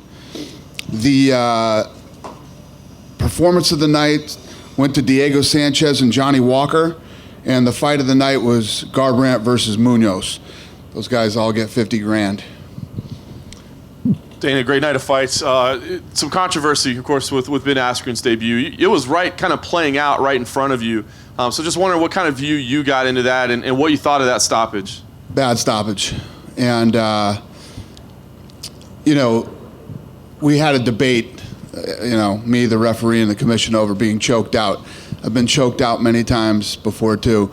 And one of the things that you don't do is jump right up and say, what the fuck did you just do? It never happens that way. That was a bad stoppage. It happens. What are you going to do? It sucks. It was a good fight. I would say we've talked to both guys. Robbie said he'd love to run it back. Ben said he passes. He said he didn't want the fight to begin with. He took it, but he doesn't want to do it again. He'd like the Till Masvidal winner, and I think he said he's going to London as well. So he'd like the what? He'd like the Till Masvidal winner in London. We want to do the fight again, so we'll figure it out. Sounds good. Kamaru Usman, new champ there, looked pretty incredible tonight. Curious what you thought of his performance this evening. Yeah, I mean, you guys were there at the press conference.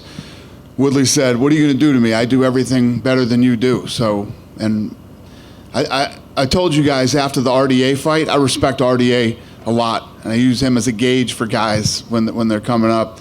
And he looked so good in that RDA fight. I knew after Colby turned down that fight that I wanted to do the fight with Usman. You walked over to Colby with about 2 minutes left in the fight. Obviously, he was caged with his belt and all that. I'm curious what the conversation was with 2 minutes left in the fight. What you had to say to him? No, there was just when there was a lot of ruckus going on over there in his area. He almost got into it with Mama Woodley at one point and everything. That was like the third time I'd gone over to him that night. So I just told him, listen, you're going to get this title shot. Don't fuck this up. Just relax. You and all you guys relax. If anything goes down, let our people handle it, and we're going to take you in the back in a little while here and do some interviews. That's all I said to him. So that's the fight to make then? Yeah. And lastly, let's ask about Jon Jones. I mean, it didn't get a finish, but he had a dominant performance.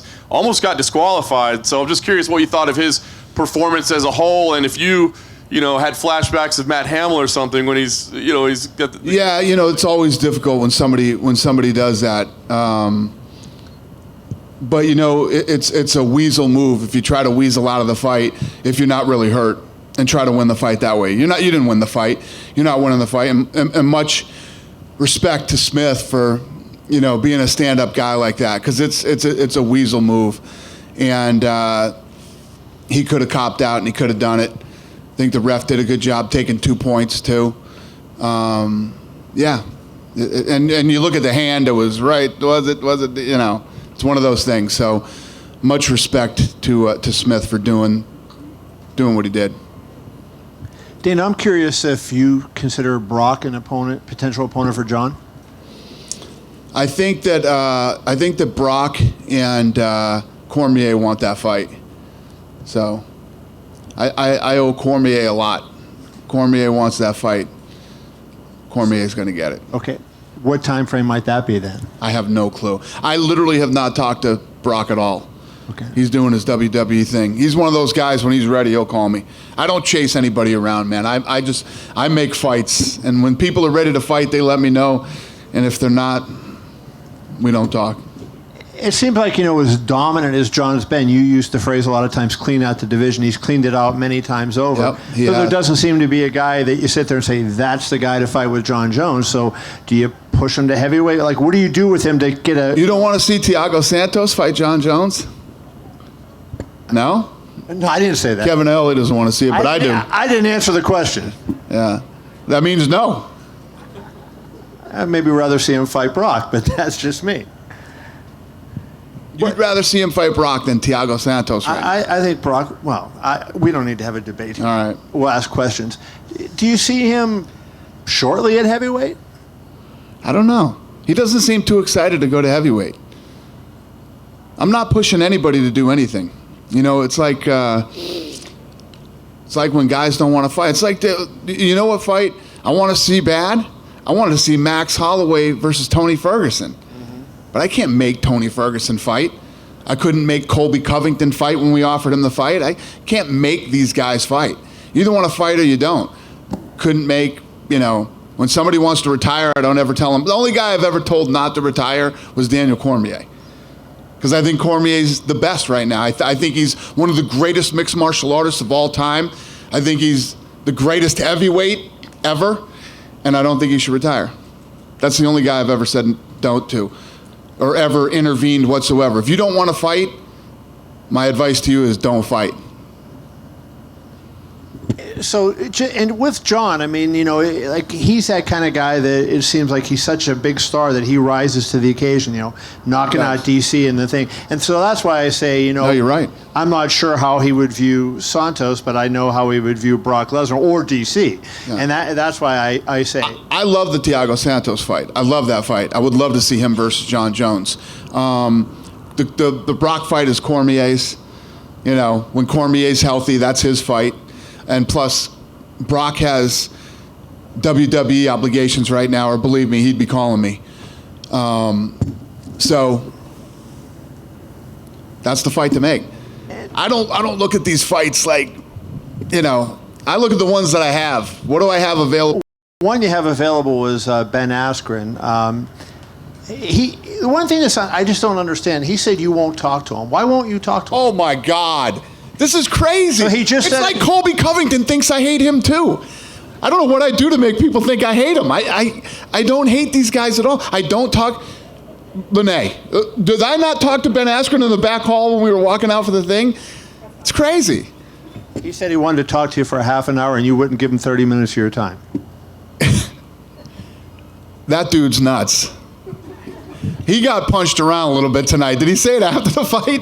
He said that right? Yeah, he got punched around a little bit tonight. That's crazy. He's never asked me for 30 minutes. Okay. Ever. And then I've never, ever turned down a fighter that's asked me, can we talk? Never once have I ever turned down a fighter. Even Tito. It's true. Never done it, ever. And then lastly, Usman came in and talked about, just trying to make an impact, using his platform as the world champion to, help people in Africa and whatnot. Do you think he has that kind of, ability to do that, to like make a difference? And will MMA become more of a sport in Africa with you have 3 African fighters that are very big stars in the UFC? Do you think that Africa could be a place where you start to see more fighters come from? Absolutely, yeah. No, I mean, these guys were telling me that the level of talent out there is insane right now. Israel was saying, when you go there and you see these kids that are there, and I imagine, because you guys know, most of you guys have been in the fight business all of your lives, and any places that have poverty, some of the hardest people in the world come out of there. So it wouldn't surprise me.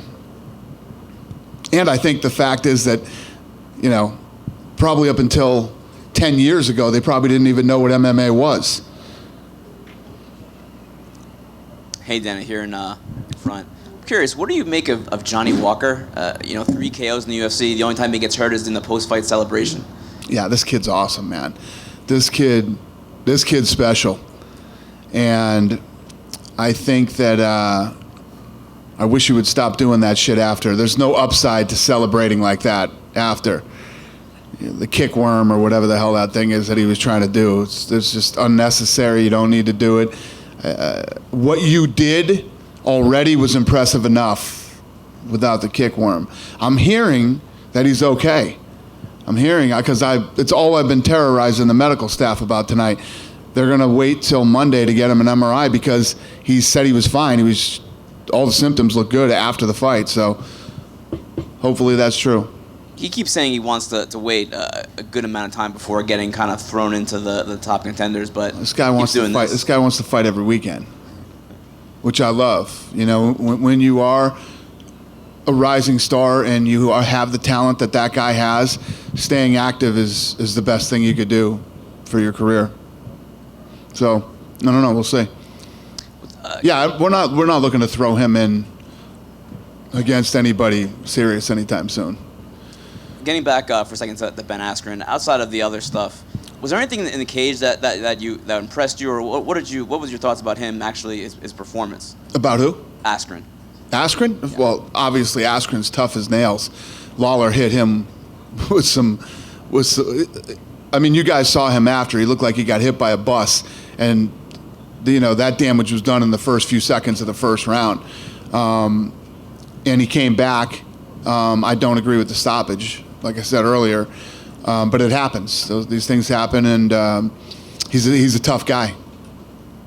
Yesterday, he came over to you at weigh-ins before the face-off, and you extended your hand to shake his hand. He didn't shake your hand, and he was saying something to you. What was that? It was a very strange interaction you guys had. What was that all about? Shit, I don't even remember. I don't remember what he said, but I don't remember that I went to shake his hand, but he was telling me something in the middle of all of that, and I don't know. I don't remember what he was saying. It was nothing serious, though. Nothing worth telling you guys. I don't even remember. It was nothing serious. I think he wants you to go back at him more. He wants to start that rivalry. Yeah, it's not there. It's not there. I I don't dislike the guy. I said some shit about him 5 years ago that obviously hurt his feelings really bad. And, this guy talks shit about everybody. I said something about him 5 years ago, and he can't get over it. I do not dislike this kid. I mean, that's why he's here. I brought him in, and, he weathered that storm tonight and hung in there, and he's a tough guy. And I look forward to seeing him fight again. Last thing for me, Cody Garber is a guy, a year and a half ago, he was a guy that the UFC is pushing very hard, very marketable kid, 3 losses in a row now. What do you think the issue is with Cody? Yeah, the issue with Cody is, man, he just won $50,000 tonight. I mean, that kid is fun. He's fun to watch, and he got clipped, and he got hurt, and I think he just went into war mode, man. He knew he was hurt. So he said, I need to take him out right now. And he just started bombing, trying to finish that fight. And it was one of the most exciting few minutes of a fight that I've seen in a long time. He's that kid. He gets clipped, he got hurt, and he went into war mode. Thank you. Hi, Dana. Hey, buddy. Here. Hey. I'd like to hear about Thiago Santos. Why do you think Thiago Santos is the best fight for Jon Jones, or a good fight for Jon Jones? Well, who else do you think should fight him? I agree with you. Other than Brock. Kevin Iole wants Brock. Who do you want? I would prefer Thiago. Who? I would prefer Thiago. Who do you say? Thiago. Thiago. Oh, good. All right, we're on the same page then. All right, your question sounded like you wanted me to pick somebody else. No. Okay. Listen, Thiago looks unbelievable at that weight. He's big. I like his fighting style. And when you put Jon Jones in those type of fights, Jones shines. Jones sort of is one of those guys who rises to the level of his opponent. And Smith is usually a very aggressive guy. But when you you think you know what you're going to do until you actually get in there with Jon Jones and start fighting him. Tonight you saw flashes of brilliance with Jones. Some of the combinations that he put together and threw, I turned around and looked at Zac Efron and said, Jesus Christ, this guy's so fucking good. I mean, you guys had to say it a few times during this fight tonight, man. Some of the shit that Jon Jones threw is ridiculous, And I think that Thiago Santos is the type of guy that's going to come in, be aggressive, move forward, and give you the kind of fight that you're used to seeing Jon Jones in. And thinking about another Brazilian, how do you see Johnny Walker's future? So bright. That guy is so talented.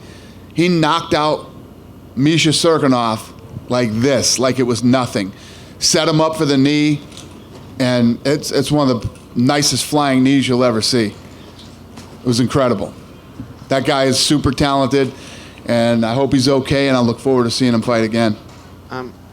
Dana, over here, you mentioned Jon sort of rising to the level of his opponent, and in this era of super fights, I mean, is it satisfying for you, sort of looking at the next couple years of Jon's career, playing out as him just taking on the #1 contender in the division, rather than kind of pursuing those super fights? Let's say that again. What's the question? Is it satisfying when you consider the next couple years of Jon Jones' career, for him to just fight the #1 contenders in the division rather than? Yeah, listen, I think that, Jon Jones wanting to stay in his own lane and continue to pick off the guys that come up behind him, there's nothing wrong with that. I mean, that's normally what people do. I mean, that's the norm in any division, in any fight, whether it's boxing or wherever. But I think that we expect so much from Jon Jones. You want this guy to move over here and do this and fight this guy and all this stuff. I do too. I mean, I would love to make all those kind of fights. But if you look at Jones, everybody was talking about Smith and what a huge underdog he was, and this fight shouldn't even be happening. I mean, nobody gave this guy the credit that he deserves. Smith is a tough guy. So when you see Jon Jones go the distance with a guy like Smith, you're like, Let's not forget, he just knocked out Daniel Cormier. And I told you, I think Cormier is the greatest heavyweight ever, and I think Cormier is one of the greatest mixed martial artists ever. And Jon Jones just knocked him out. So Jones is definitely one of those guys that raises to the level of his opponent. You throw a killer in there with Jon Jones, Jones fights like a killer. And then just one more quickly, there's been a lot of talk about sort of West African fighters. There are 200 million people in Nigeria. I mean, is that a market that you kind of look at and think that's intriguing? Yeah, that's a good one. But weird thing, little fact you guys might not know, but for like, I don't know how many years, we've had a TV deal in Africa. And that's definitely helped build the sport, but the numbers that we pull in Africa are incredible. We've been pulling big numbers there for a long time. So the fact that, these guys are crazy talented and guys are starting to pop up left and right, it definitely makes sense. Hey, Dana. Hey. What's up, buddy? What surprised you more, Usman's performance or Woodley's performance? Woodley. I expected Usman. I like I said, after the RDA fight, Woodley looked less than flat tonight. He looked, I don't know. What did he come in here tonight? Yeah. And what did he say? What was the reason he have an excuse on why he looked bad? He said he felt off. Yeah. Yeah, I didn't know if Woodley was going to come in here and, say he was hurt or something happened or something like that happened. But yeah, he didn't look like Woodley tonight. He looked flat. I mean, he completely got out wrestled all night. But I figured this would be what I loved about this fight and what I thought was going to make it a great fight is that I knew Usman would go after him. Normally Woodley's so fast with his hands and he's such a good wrestler that most guys can't do both with him. Usman could do both. Usman could wrestle with him, but I didn't expect Usman to go in and absolutely dominate him the entire time wherever he wanted to go. No, I didn't see that coming. And then last question, Edmund Tarverdian asked me about the performance bonuses, and when I told him who got it, he seemed a little disappointed. No, you know what? As he should be. This is one of those tough nights where you look at Edmund's performance. Diego Zabit and Jeremy Stevens was a good fight. Zhang looked good. If you look at who she beat, and she was ranked number 15, right? She put on a good performance. Pedro Munhoz, he's got to be devastated that he didn't get it. But these guys that didn't, and the people that I'm talking about, I'll send them a little extra something too. They didn't get the 50,000, but if you look at who I gave it to, Diego Sanchez, right? Johnny Walker and Garbrandt and Munhoz for the fight of the night. It's pretty tough to debate. What'd you think of Shabazian? If you look at Usman just dominated Tyron Woodley for every second of that fight. Right. He probably should have, so I'm going to have to write some more checks. What did you think of Shabazian for being 21? Unbelievable. Unbelievable. 9-0, 21 years old, and looked fantastic tonight. He completely shut him down. And you can tell Edmund, relax, he's going to get some money. I'm going to send him some money. All right? Dana, right here. You mentioned Weili Zhang, and what do you see next for her? She's number 15. She got the unanimous against Tecia Torres. I believe Ticia's number 7 right now. Yeah, I think she's 7. Yep, she came in at 7. So this girl's in the top 10 now, and she looked damn good against Tecia. And Ticia's fast. Tecia moves a lot. Ticia's hard to hit. Ticia's a really good wrestler too. She looked really good tonight. And when you think about when we went in a few years ago and did the Ultimate Fighter in Japan, the level of talent was very low, but boy, it's moving quick now. And we're building the Performance Institute that we're opening this summer. We're going there in June for the grand opening. 3 times bigger than Las Vegas's. So you're going to see a lot of talent. I'm doing that one. I'm opening 3 in Mexico. I'm going to do 1 in Puerto Rico. And then I'm looking at other territories to open Performance Institutes in. When you guys see what we do in the next 5-6 years, and I say this to you guys, for those of you that have been around for a long time, I feel like every year we take the sport to another level. And we've done impressive things in the last 18 years. I'm going to blow you away with what we do in the next 7. We're literally going to change the entire game, man. I've been working for the last year on a lot of fun shit. And in the next couple of weeks, I'm going to announce some of the things that we're working on. And it's big, it's fun, it's game-changing, and I'm looking forward to it. Good stuff. Finally, can you give us those numbers again? You came in kind of quick. Yes, ma'am. The attendance was 14,790. The gate was 4.035 million. Performance of the night was Diego Sanchez and Johnny Walker, and the fight of the night was Garbrandt versus Munhoz. All those guys won $50,000. You guys good? No? Yeah, go ahead. Let's get him a mic. Oh, spilt Kevin's Diet Coke. Thanks, Dana. Just wondering if you have had any a rough idea of what you wanted to do next with Tyron Woodley? I don't know. I think Woodley needs to go, take some time off, spend some time with his family, and he'll call me and we'll figure out what's next for him.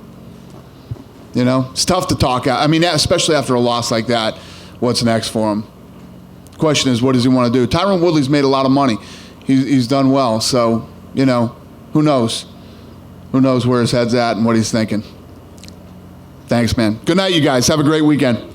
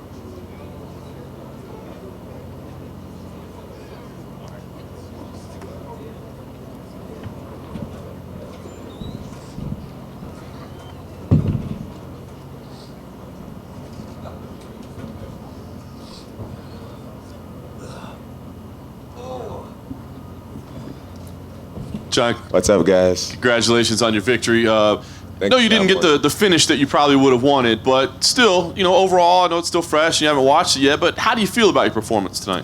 I feel good. I definitely would have liked to finish the fight. I definitely felt as if I slowed down in the 5th round, which is something that's uncommon for me. But I do feel good. Anthony Smith was the most experienced person I've ever been in there against, with 70 fights under his belt. And he showed that experience. He was extremely durable. He was extremely calm. I put him in a lot of positions where I felt most people would have freaked out. And he kept his composure. He did a really great job. A little bit of an odd sequence, of course, with the point deduction. I mean, you had the illegal knee. It looked like maybe there was an illegal kick before that as well. I don't know if that landed or not, but give me an idea kind of what was going through your head as those sequences unfolded, and were you worried? Because we were told that because the foul was ruled intentional, if Anthony couldn't have continued, you would have been disqualified. Yeah, that was. The first kick, I definitely aimed for his body, and that's where it landed. The illegal knee was totally unintentional. In the moment, I felt his body language rising. I felt his body, rising. And I thought I was getting ready to time a great headshot right after he got off of his palm. To my understanding, on his fingertips, he's considered standing. And, his body came up. I threw the kick, and I guess his palm was still down. And totally unintentional. Hats off to Anthony Smith for having a lion heart. I mean, I think the average person would have used that as a way out and became a world champion. He was tired. He had been hit with the kitchen sink, and I mean, I did an illegal blow, and he decided to allow the fight to continue. And I'm so proud of him for just being a real warrior out there and continuing to fight. I know you want to enjoy it tonight and spend time with your team, but Dana was here earlier and he said Thiago Santos looks like the right fight for you next. Give us your take on that. Do you believe that's the right fight for you? I'm going to talk with my coaches and see what they want me to do. So there's a lot of great fighters in the UFC. Everyone's looking so impressive, and whoever it may be, I'm here to defeat them all. And last thing for me, John, I know you said you want to fight frequently, but you always have to check your feet afterwards, see your health. You were throwing a lot of kicks out there, so give us the health update. I know you're probably going to take some time and figure it out, but as you sit here now, when ideally would you fight again? Again, I think I'm going to have to just go back to the gym, go back with my coaches. If you guys can't tell, I'm really big on my family. My family and my coaches, and we are a unit. I'm a product of these guys, so I need to talk to the team and see what we're gonna do. I need to evaluate my body and see what we're gonna do. I can't be making decisions by myself. This is a family thing. Come on, man. Come on, John Morgan. Congratulations, John. Why did you go away from the kicks in the last 2 rounds? Like early on, you were using that spinning back kick, and you used a lot of that stuff, and then it seemed like you were using your hands more, or even trying to go for takedowns as the fight went on. What was the change in strategy? I've been doing a lot of boxing. I've been working on my hands extensively, my defense and my offense, and I wanted to open up that category in my game when I felt comfortable doing it, and I felt like towards the later rounds I really got a beat on Anthony and what he was capable of, how fast he was, his level of punching power, and I just felt more comfortable exchanging in the later rounds with my hands. When you throw punches, you're a little bit more vulnerable to get hit back, where with kicks, you're pretty much at a safe distance. And when I felt less vulnerable, I opened up the hands. Did you feel like in the early part of the fight you were hurting him to the body, where you slowed him down a little bit? It seemed like some of those kicks really had an impact on him. Oh, yeah, for sure. I think the very first spinning back kick, it had to have taken something out of him. I saw a huge welt across his torso and a little bit of a bruise under his nipple. And, that was from that first kick. I know that had to have done something. How would you assess, this is the first time you fought so frequently in quite a long time. How would you assess, what was that like for you now that you fought, now you go through another camp and fight again? What was that experience like? It was great, It was a lot of fun. I felt really familiar tonight at work. A little bit too familiar, actually. Like in my warm-up, there was no nervousness. And that was making me uncomfortable. The fact that there was no nervousness, I was almost questioning myself. Am I ready? Am I taking this seriously enough? And I know that I have done everything in my power to be prepared for this, but I think a little bit of nerves are actually a good thing. And tonight I just felt so doggone comfortable in there. But I feel like that's God's grace too. He blesses me to have a sound mind, and so I can't ask for it and then be confused when my mind is sound and at peace with what I'm doing. Last question for me. When you talk about the nerves and all the stuff going on, it seems like heavyweight would do that. And I was asking Dana about you fighting Brock, right? And I remember at UFC 214, you seemed pretty motivated by that fight. Dana did say he's going to give that fight to Daniel, but is Brock still a guy that you seem hesitant to fight at heavyweight, but not Brock? And why would you want to fight this big lug if you don't want to fight the other guys? Well, I figure if I'm going to make the gamble, you might as well go extremely big, right? Go big or go home. And a Brock Lesnar fight, extremely high risk and extremely high reward. I don't really see myself versus anyone that could bring in the numbers me and Brock could bring in. Hi, John. Hey, what's up, Matt Ryan? I have a question for you. When Anthony was in here after the fight, he said he didn't fight me, he nullified me. And then Dana said John fights, he fights to the level of his opponent.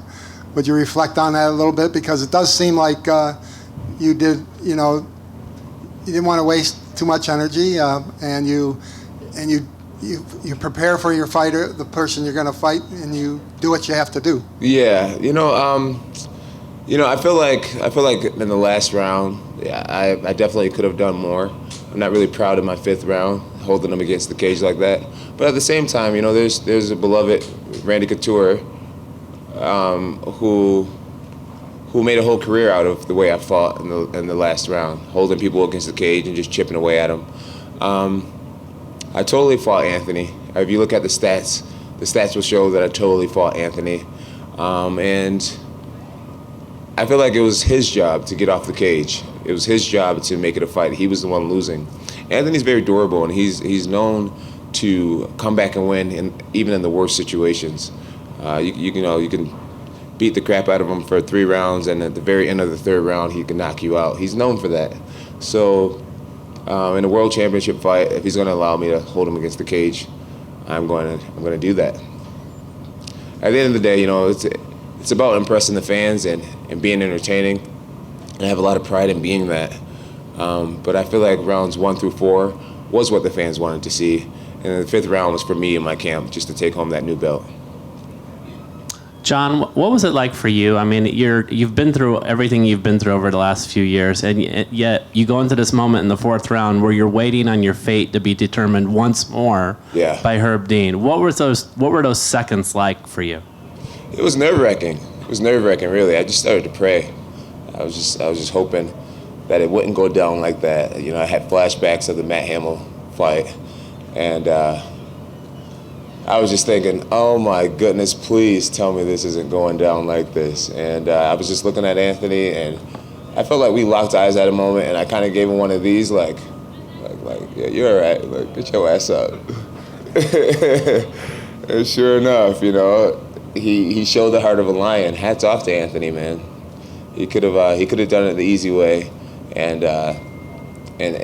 took that option out. But instead, he stayed in there, and I owe him a beer. At least a beer. Yeah, and the other thing I wanted to ask you is that, like Dana's talked about Thiago Santos being next for you, and I think like the reaction's like, how do you view it? I mean, I know you want to stay in this light heavyweight division, but where you are in your career, isn't there some thought to taking on the most high dollar fights that you can take on as well? I think all these younger fighters should get their opportunity at a world title. When you sit in my position, it's like, who am I to deny people? But I'm not going to really talk ahead too much. I'm going to get with my coaches, and we're a close, tight-knit family, and this career is not mine; it's all of ours. And we're going to talk about who we want to fight next, what we want to do next, and just play it like that. Hey, John, in front over here to your right. What's up, man? Congrats, man. Thank you. I wanted to ask you about the knee again, going back to what you said earlier about the rule, whether it's the palm or the hand. What's interesting is that if you had done that in California, that would have been completely legal. It would have been an illegal knee. It's illegal in Nevada because of just the different rules about which hands is which. Is that confusing for fighters? I mean, it's like, if that was in California, again, that would have been a legal knee, but here, it's not. It is confusing. It's a little confusing, but I'm not going to blame the rules or whatnot. I just need to be better. I need to be a professional and know where I'm fighting. If I'm in Nevada, I guess the difference from here to here is it can change a career. It could change what your record is, So I made a mistake. It was an honest mistake. I'm sure because it's me, fans are going to be like, this dude fucking cheated. He's such a cheater. Poking people in the eyes, and now he's kneeing people in the head. I just got to learn to, take it and keep on ticking. I'm curious, what was I don't know if you watched that earlier in the fight. Johnny Walker, light heavyweight in your division, had another impressive knockout. What are your thoughts on him? It's like, is he like the next coming of a John Jones type guy? And I think there will only be one John Jones. But I didn't see the fights. I did get to see Tyron Woodley's fight, but I didn't get to see any of the earlier fights. And I'm excited about the future of the light heavyweight division. I really feel like God anointed me to be a fighter, and I'm going to have to take on every comer. And the confidence that I had as a 23-year-old facing Shogun Rua has only grown. I believe in myself tremendously, and no one said my job was meant to be easy, but I felt like I'll always make a way to make it happen. And the last thing for me, what is an whoopsie-doo fighter? Oh, a look-see-do fighter. That's what Bruce Buffer announced, right? Yeah, you know what? I actually got that from my original fight team. I won't give them a shout out because I think they're assholes. but. Have you always used that though, or is that new? No, my original manager came up with it because of what I was doing. I kind of learned how to fight on YouTube, and so I would watch things on YouTube, and I would do it. So we just call it like look, see, do. I look at it, I would see it, and then I would do it, and so that's what just happened. Is there any reason why you went back to that now? I think they've been saying that the whole time. They've always said it. Okay. Yeah. For some reason I never. All right. Yeah. Congratulations, John, right here. Thank you. So wanted to know, because you did mention a few minutes ago that the 5th round you felt yourself slowing down.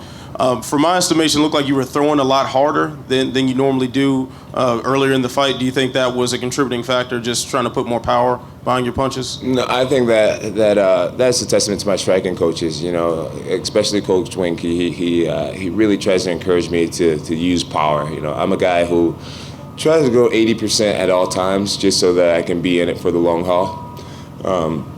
You know, I believe guys who swing with a 100% power, you know, you just pay when you miss. So I like to be, you know, I'm always preserving a little energy in everything I do.